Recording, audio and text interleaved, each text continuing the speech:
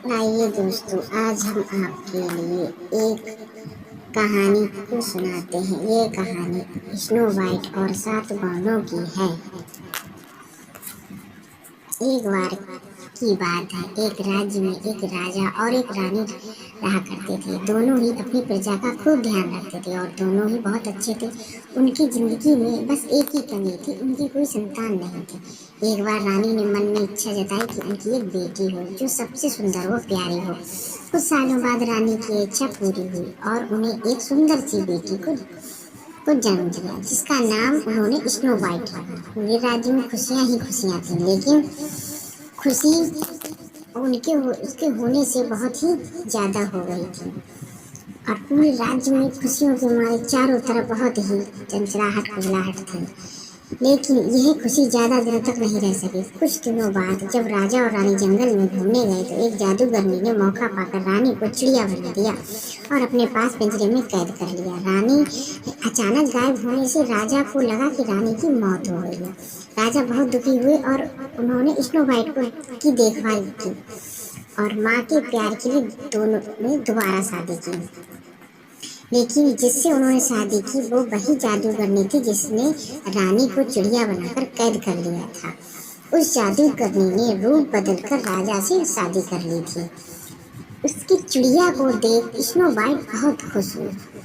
उसने वो चिड़िया उससे मांग ली, इस बात से अनजान कि वो चिड़िया उसकी माँ है। स्नो वाइट उसे बहुत प्यार से अपने पास रखती। उस जादूगरनी को स्नो वाइट के रूप में बहुत जलन थी। वो चाहती थी कि पूरी दुनिया में सबसे खूबसूरत वही हो। उस जादूगरनी के पास एक जादुई आईना था जिससे वो हर रोज पूछती थी कि सबसे सुंदर कौन है। हर बार आईने का जवाब आता, रानी आप तो सुंदर हैं ही, लेकिन स्नो वाइट आपसे भी ज्यादा सुंदर है। ये बात सुनकर उसे बहुत गुस्सा आता। एक दिन उसने फैसला कर लिया कि वो स्नो वाइट को मार डालेगी। इसके लिए उसने एक मंत्री को बुलाया और उससे कहा, जाओ जाकर स्नो वाइट को मार डालो। मंत्री डर गया और स्नो वाइट को जंगल में ले गया, लेकिन उसे मार ना सका। उसने स्नो वाइट को सारी बात बताई और उसे भाग जाने को कहा। स्नो वाइट बहुत दुखी हुई और वो वहां से भाग गई। मंत्री ने वापस आकर झूठ बोल दिया कि उसने स्नो वाइट को मार दिया है। जादूगरनी रानी बहुत खुश हुई। उधर स्नो वाइट जंगल में भटक ही रही थी कि उसकी नजर एक छोटी सी झोपड़ी पर पड़ी। वो उस झोपड़ी में चली गई। वहां उसने देखा कि बहुत छोटे छोटे 7 प्लेटें लगी हैं। उसमें कई तरह के भोजन है। स्नो वाइट को बहुत भूख भी लगी थी। उसने हर प्लेट में से थोड़ा थोड़ा भोजन कर लिया।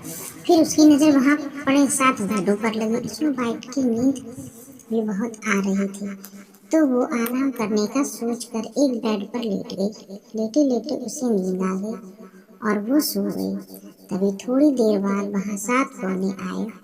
उन्हें अंदाजा लग गया था कि वहां कोई आया है। जैसे ही उसकी नजर स्नो वाइट पर पड़ी, उसकी खूबसूरती देख बौने उससे देखते ही रह गए। तभी स्नो वाइट की नींद खुली और उसने डरते हुए बौनों को सारी बात बताई।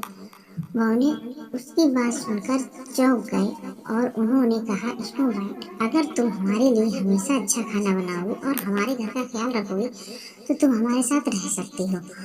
और स्नो वाइट ने उनकी बात मान ली और सब खुशी खुशी रहने लगे। एक दिन उस जादूगरनी रानी ने फिर से अपने जादू आईने से पूछा कि सबसे सुंदर कौन है। दोस्तों, आज इस बार वो बहुत खुश हुई थी कि स्नो वाइट के मरने के बाद आईना उसी का नाम रखा। लेकिन स्नो वाइट और ऐसा कुछ नहीं की रानी ने फिर रानी, आप तो सुंदर हो ही सबसे, लेकिन की आपसे भी सुंदर राज्य में एक राजा और एक रानी पर हैरान करते थे। सारी बात अपनी प्रजा का खूब ध्यान रखते थे और फिर आईने उसे बताया कि स्नो वाइट बौनों की झोपड़ी में रहती है। यह सुनने के बाद जादूगरनी रानी ने तरकीब निकाली।